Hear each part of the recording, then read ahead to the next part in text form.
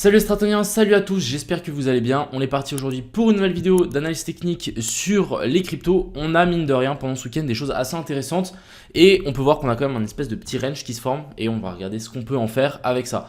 Pour le moment c'est un petit peu indécis, plutôt haussier, mais voilà, je vais vous expliquer un petit peu ce qu'on peut attendre de cette consolidation. On va aussi parler de l'Ethereum, on ira voir des choses sur Twitter et 2-3 altcoins sur lesquels je suis. Il y a le PP, il y a le Sushi, il y a le Avax, etc. Donc toujours très sympa de checker les petites alts. Sur ce, je vous souhaite à tous un excellent visionnage et puis un bon visionnage, quoi. C'est parti.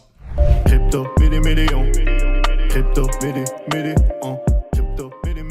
donc avant toute chose, passons un petit coup sur Twitter. Donc déjà ici, on a deux bornes qui se sont formées pendant ce week-end. On peut le voir avec des liquidités, on en a au-dessus et en dessous. C'est logique, ça ne change pas d'habitude. Les liquidités au sud, ce qui sont intéressantes, c'est qu'elles sont sous la mèche. Donc on va regarder qu'il y a un monde où on vient de rechercher cette mèche-là, même si moi je ne pense pas. Mais il y a un monde où on vient rechercher ça, en fait A, B et puis C. On vient récupérer ça et ensuite on repart. Du côté ici du BTC, je trouve ça assez intéressant qu'on est revenu rechercher la zone de FVG qu'on avait là, comme ce qu'on était venu faire ici en fait. On a eu un equal low qui s'est formé, on est venu récupérer et on a poussé. Equal low qui s'est formé, on est venu récupérer. Et est-ce que là on pourrait pousser? On verra. Je vais vous montrer que il y a peut-être aussi comment on appelle ça? Une autre possibilité qu'on descend un petit peu plus bas, qui est une zone de FVG en daily juste en dessous. Et ici, on a du coup l'Ethereum. Ethereum est plutôt intéressant. On a une super trend line pour le moment on s'est fait rejeter assez violemment. Ce qui est assez intéressant, c'est qu'ici on a notre COS et ici on a notre boss. Donc en fait, on a un changement de caractère après la prise de liquidité du premier lot. Donc personnellement, je pense que si on redescend là, comme ce qu'il a écrit Rod Martin, si on revient chercher ça, il y a de fortes chances qu'on vienne chercher le high et qu'on vienne récupérer l'equal high qu'on a laissé là-haut. Donc je trouve ça très intéressant. Alors, parlons directement du BTC. Déjà en daily, ce qu'il faut noter, c'est qu'on a cette trend line par rapport aux deux anciens sommets sur lesquels ici on est en train de faire pullback. Ça, c'est aussi les amis, quand on casse une trend line comme ceci et qu'on vient faire pullback et qu'on réintègre pas, c'est plutôt haussier et il y a de fortes chances qu'on continue à pousser. Deuxième chose à noter, c'est qu'on a une super zone de FVG ici en daily. Donc ça, je pense que ça peut être très intéressant juste de la noter si jamais on y revient. Ensuite, en 4 heures, on va zoomer un petit peu, je vais même passer peut-être en 1 heure, ce sera peut-être plus clair. Du coup, on a ces deux lignes que je vous ai montré, l'equal low qui en a formé, on est venu récupérer et ensuite on a poussé. Même chose, equal low ici, on est venu récupérer et ensuite on pousse, on est venu aussi combler la zone de fair value gap. Donc très bien, pour le moment ça a l'air de tenir, mais comme je vous l'ai dit tout à l'heure, il y a de fortes chances qu'on fasse une A, B, et puis C. Donc là, la C, ça peut être assez intéressant de soit on vient juste chercher la zone de fair value gap et qu'on pousse, on vient récupérer juste les lots qu'on a laissés là sans récupérer la mèche. Soit il y a un monde où on peut même récupérer jusqu'à la mèche ici. Donc ça nous fera une jolie petite, du coup une A, B et puis C. On vient récupérer ça et ensuite on pousse vers le haut et on récupérera toutes les liquidités qu'on aura laissées là-haut. Donc ça c'est un peu le plan. Je pense qu'il y a les deux scénarios qui vont. Mais en général, voilà, ça reste haussier. On peut toujours s'attendre à mon avis à un petit pullback. Mais en théorie, on devrait repartir vers le haut. Là, moi, je n'y vois pas de top pour le moment. Moi, j'y vois vraiment des U dans des U, dans des U, dans des U. Donc, c'est plutôt bullish ce qu'on a ici. Qu'est-ce qu'on peut noter? Donc, voilà, le plan de Rod Martin, ce serait qu'on repousse directement ici. Je pense que si on pousse directement ici, c'est plus baissier que si on fait vraiment le pullback. Parce que ça veut dire qu'on aura laissé quand même pas mal de trucs. Et du coup, si on vient chercher un nouveau high, il y a plus de chances qu'on corrige directement ici vers le bas. Et ça, c'est pas quelque chose qu'on a forcément envie de voir. Donc, le mieux, ce serait qu'on corrige un petit peu, pourquoi pas venir juste toucher la zone de fair value gap et ensuite on repush vers le haut. Si on regarde l'analyse que j'ai faite hier, on avait la petite inversion de structure ici et la touchette dans la zone de fair value gap. Pour le moment, on s'est bien fait rejeter. J'avais aussi noté que on avait cette petite accumulation. Donc là, accumulation. Ensuite, ici, manipulation et ensuite extension. On l'a eu, mais moi, je m'attendais quand même à une extension peut-être un petit peu plus grande pour récupérer ces lots-là. Donc, on ne l'a pas fait. Je vais pouvoir juste déplacer cette ligne pour vous montrer que vraiment, pour moi, on a ce pic de liquidité ici. Mais voilà, sinon, pour le reste, ça a l'air de tenir. Mis à part ça, que là, en fait, on est venu récupérer, mais on n'a pas eu de boss. Ici, il n'y a pas d'inversion de structure. Le seul truc que je vois qui est assez intéressant, c'est qu'on a fait une mèche de liquidation. Vous voyez là, l'énorme mèche de liquidation. Et ensuite, on a créé un equal low là. Donc en fait, ce qu'on peut largement avoir, c'est qu'on peut avoir ici notre COS et ici notre boss.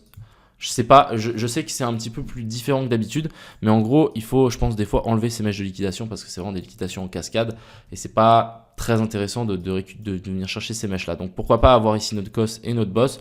Ensuite, on est remonté et puis là, on est en train de repartir. Donc Affaire à suivre, je pense que en général, voilà, le marché ici reste clairement haussier. Voilà, on n'est pas à l'abri d'avoir un petit pullback. Et si on a un petit pullback, il faudra, je pense, le racheter. Ça pourrait être pas mal. Ensuite, on va parler de l'Ethereum. Donc l'Ethereum, je vous ai montré un peu l'analyse que Rod Martin a fait, mais je trouve ça très intéressant. Moi, pour moi, la trendline ici est hyper importante. Il faut qu'on arrive à la casser vers le haut. N'oubliez pas qu'on est venu faire un boss ici. Alors, hop, petit boss juste ici. Donc ça veut dire qu'on inverse la tendance, surtout que là on est venu récupérer une zone de liquidité, donc là c'est très très clean ce qu'on est venu faire.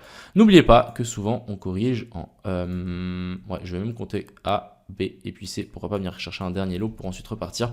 Ça me semblerait pas mal. Si on tire aussi une zone d'OTE, vous voyez qu'on a la zone d'OTE ici, la zone est 2027, pourquoi pas faire voilà, un triple tap, revenir retester le premier lot, venir s'appuyer là et ensuite vouloir repartir. Ça, c'est quelque chose qui me plaît beaucoup et si ça se passe, ça sera très bien. De plus, on voit bien l'order block qui a été créé ici a bien été respecté. On est en train de le tenir. Donc franchement, c'est très clean pour le coup. Et si l'Ethereum maintenant, il arrive à s'extirper, soit on redescend et il s'extirpe ou on s'extirpe directement, je pense qu'il y a de fortes chances qu'on vienne récupérer l'equal high qu'on a laissé. La ligne que j'ai laissée là, c'est l'ancien high. Donc vous voyez qu'on n'était pas venu le récupérer. Et quand souvent on vient pas le récupérer, c'est que en fait on fait une plus grande, si vous voulez, tasse séance. Bon, je vais juste la dessiner comme ça, mais en fait une énorme tasse séance. Mais vous avez capté par rapport à l'ancien plus haut et du coup là on galère un petit peu et ensuite on casse tout vers l'eau. Donc très intéressant, j'aime beaucoup ce que Ethereum fait. Je le vois pas trop descendre plus bas, en tout cas s'il descend plus bas ça sentirait plutôt mauvais je trouve. Donc voilà, il faut que ça tienne ici directement. Ensuite, on va parler de nos alts. Donc on a le AVAX. Moi, j'ai toujours ma position en cours. Je crois que je dois être à plus 17 000, un truc comme ça. Donc je vais continuer à la hold. Je voudrais bien chercher la zone des 22-23 $. Vous voyez qu'ici, on a la zone de fair value gap. Ah tiens, d'ailleurs. Oui, on a bel et bien une zone de fair value gap en weekly ici, plus l'equal high qu'on a laissé là. Donc perso, je pense que le AVAX, il peut continuer à monter jusqu'ici vers la zone des 24 $. Dans ces zones-là, je prendrai profit. Mais pour le moment, ça m'a l'air, il n'y a rien de fou. Ce qui est assez intéressant, c'est que les zones de fair value gap sont très très bien respectées. On le voit bien, zone de fair value gap, ça a poussé à partir de là. Ensuite ici, on avait une autre zone de fair value gap. Alors, si je veux bien tirer, on est venu la toucher, on est reparti. Et est-ce que là, on ne serait pas en train de refaire la même chose? Zone de fair value gap, on vient toucher et ensuite on repart. Donc pour le moment, il n'y a aucun signe de top, même si on zoome là-dedans, dans le local top qu'on est venu faire. Pour moi, là, j'y vois pas du tout un top, j'y vois plutôt un super bull flag. Donc à mon avis, ça risque de continuer à push et ça, c'est plutôt une bonne chose. Ensuite, on a le sushi. Donc sushi, j'ai aussi une grosse position dessus. Pour le moment, pas grand-chose à dire. Juste qu'on est venu récupérer ces lots-là en potentielle correction A, B et puis C, et du coup on serait peut-être en train de repartir en 1, 2, 3, 4, 5. En tout cas je l'espère, je pense qu'il y a de fortes chances qu'on vienne casser cette trendline au courant de la semaine prochaine. On n'est pas à l'abri de redescendre aussi un coup plus bas, pourquoi pas tirer un Fibo depuis ce plus bas là à ici, et je pense qu'on peut aussi venir chercher ici la zone des 0,92 pour ensuite vouloir repartir. Donc ça à surveiller. Personnellement, moi j'aime beaucoup le fait qu'on ait juste venu récupérer ce lot là. Maintenant il faut vraiment que ça tienne et qu'on arrive à push vers le haut. Mais voilà, je hold aussi ma position. Ensuite on a le DYDX. Alors là vous pouvez pas dire que je vous avais pas prévenu. Je vous ai prévenu que le DYDX allait exploser quand on était par là. À partir du moment où on était venu faire le petit boss ici. Donc très clean. Et là on est juste en train de s'envoler. Pour les gens qui veulent essayer de rentrer sur quelque chose comme ça, moi ce que je vous invite à faire c'est de simplement tirer des Fibonacci par rapport à des plus bas et des plus hauts qui sont formés. On l'a eu, l'exemple ici très très clean, j'ai tiré un Fibo de là à là, on est revenu chercher parfaitement la zone OTE et ensuite ici on est en train de repartir. Donc ce genre de mouvements là peuvent être très intéressants à scalper, clairement, parce que c'est des petits pumps à chaque fois et c'est un joli pourcentage, tu as des jolis RR. Donc là la même chose, pourra pas retirer son Fibo par rapport au sommet, je sais pas si ces sommets là, hein, peut-être on fait un nouveau plus haut, mais ensuite pourquoi pas venir chercher les zones d'OTE un poil plus bas pour ensuite vouloir repartir. Donc ça peut être intéressant. Ensuite, on a le Solana. Alors, le Solana, on a quand même quelque chose d'assez intéressant. Il est monté très très haut, on est à 62, je ne sais pas si vous vous rendez compte. Pour le moment, moi, je n'y vois pas forcément encore de top. Ce qu'on peut largement faire, c'est que, en fait, ici, on est en train de créer une poche de liquidité. Donc, pourquoi pas venir casser ça. Tous les débutants vont dire ah une super épaule, tête épaule. Ouais non, on vient juste récupérer les liquidités là, ensuite on réintègre et là on continue à push. On aura de nouveau aussi une correction en A, B et puis C et ensuite on pourra repartir correctement. Donc je pense qu'on peut corriger un petit peu. Mais voir ici un top long terme, je n'y crois pas trop. Et on va finir par le PP qui m'a l'air tout aussi intéressant et j'ai rechargé un petit peu ma position que j'avais. Donc qu'est-ce qu'on est venu faire sur le PP? On est venu faire un nouveau plus haut. En 4 heures, on a bel et bien une clôture au-dessus de ce plus haut là. Ensuite, moi ce que j'ai fait, c'est que j'ai tiré un Fibo par rapport au plus bas et au plus haut. On est revenu chercher cette zone OTE et ici, si on enlève juste ça pour vous montrer, on a quand même quelque chose de très intéressant ici qu'on est venu faire. En gros, vous voyez ici toute cette poche de liquidité qu'on avait créée. En fait, on est venu tout le récupérer. On a de nouveau créé une poche de liquidité. On est revenu récupérer ça. Donc, perso, je pense que là, on tient un bottom. Le seul point négatif, c'est qu'on n'a pas de boss. On n'a pas d'inversion de structure ici. Donc, on a juste eu un rachat assez fort. Mais on n'a pas eu de vraie clôture au-dessus d'un dernier sommet. Donc, ça, c'est moyen. Mais sinon, le fait qu'on s'est fait racheter autant sous la zone des équalos pour réintégrer, ça c'est plutôt signe haussier. Donc voilà pour le PP, je pense qu'il peut aussi s'envoler. J'ai vu qu'il y avait le Doge qui était un petit peu en train de pumper. Voilà, le PP, on peut vraiment, à mon avis, se retrouver avec un pump pour venir récupérer jusque ces highs. Donc il va falloir être patient. On est peut-être aussi en train de faire ici une tasse séance. Donc à voir comment ça va se terminer. Mais je m'attends quand même à un pump. On verra bien. Mais voilà. Donc voilà un petit peu le topo, vous avez un petit peu mon sentiment par rapport à ce marché. Pour le moment, rien de très baissier. Si c'est... Ah ouais, j'ai oublié de vous parler d'un truc. Le seul truc qui est baissier, c'est les fundings. Donc ici, on a les fundings. Les fundings, c'est quoi? C'est les frais que les longs vont payer aux shorts ou les shorts vont payer aux longs en fonction du ratio. Donc en gros, s'il y a beaucoup plus de longs, les frais seront beaucoup plus chers pour les longs pour payer les shorts. C'est autant simple que ça.